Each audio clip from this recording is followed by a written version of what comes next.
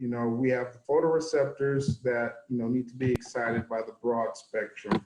And like it says above, you know, the rainbow curve shows what a broad spectrum light looks like, right?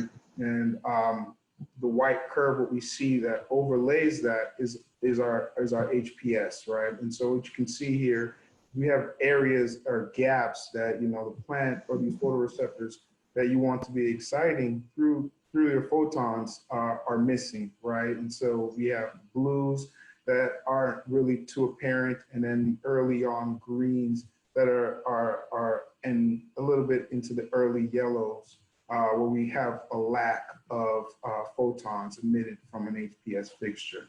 So you can see there that we're missing a lot of these photoreceptors that we could be hitting with using, you know, a more broad spectrum light.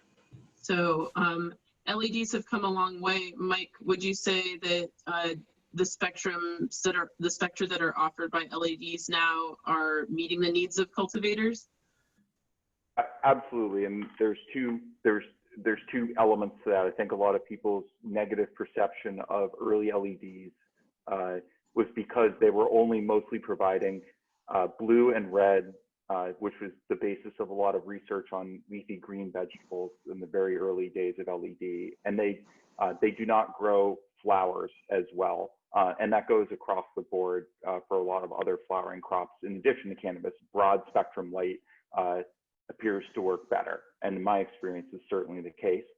The other thing, and this is a shout out to Lior and the folks at DLC, now there are standards for how these lights are measured. So you would buy one light and it would say it's a 1,000-watt replacement. You'd buy another light and say it's a 1,000-watt HID replacement. And they're, you know, one has double the amount of watt of power that the other one does. Neither of them put out as much light.